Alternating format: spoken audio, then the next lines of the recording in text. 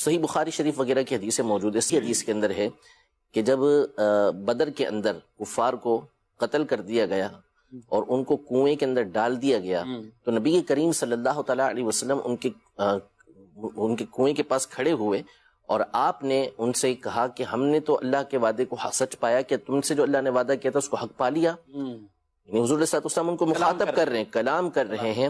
اور پھر حضرت عمر رضی اللہ تعالیٰ عنہ نے ان سے حضور علیہ السلام کی بارگاہ میں عرض کی کہ آپ مردوں کو پکار رہے ہیں.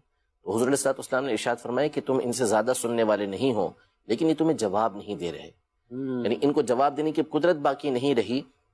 تو یہ حضور علیہ السلام کا بعد وصال پکارنا ہے.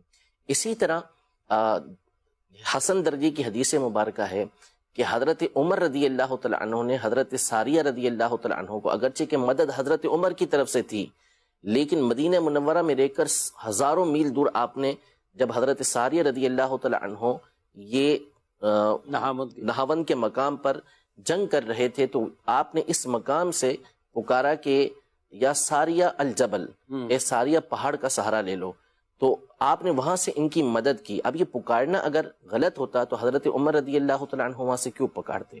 اسی طرح آپ حضرت شعیب علیہ السلام کے اور دیگر انبیاء کرام علیہ السلام کے واقعات یہ سورۃ الاعراف وغیرہ کے اندر پڑھیں تو آپ کو معلوم ہوگا کہ جب ان کی قوموں کے اوپر عذاب نازل ہوا اور وہ مار دیے گئے اور مر گئے تو ان کے پاس سے ان کے انبیاء کرام علیہ السلام گزرتے تو کہتے یا قومی، اے میری قوم، اے میری قوم. حالانکہ وہ مردہ ہیں لیکن ان کو حضرت شعیب علیہ السلام اور دیگر جو ہے وہ پکار کے بتا رہے ہیں کہ تم لوگ مان لیتے بات کو، آج تمہارے ساتھ ایسا نہ ہوتا.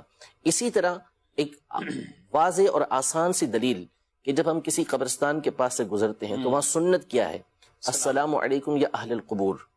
اب آپ جنت البقیع کے باہر کھڑے ہوئے ہیں اور جنت البقیع جو ہے وہ میلوں پھیلا ہوا ہے، بہت دور تک پھیلا ہوا ہے. تو اگر کوئی باہر کھڑے ہو کر کہتا ہے کہ السلام علیکم یا اہل القبور تو وہ ساری قبرستان کو سلام کر رہا ہے، یہ آخری قبر کو بھی تو سلام کر رہا ہے. بلکہ اگر جنگلے کے باہر کھڑے ہو کر کہتا ہے تو وہ تو بہت دور دور قبریں ہیں، تو یہ دور سے کھڑے ہو کر تو ان کو پکارنا ہوا ہے. تو یہ پھر کیسے اجازت ہو جائے گی کہ وہ انتقال کے بعد سنت ہے کہ السلام علیکم یا اہل القبور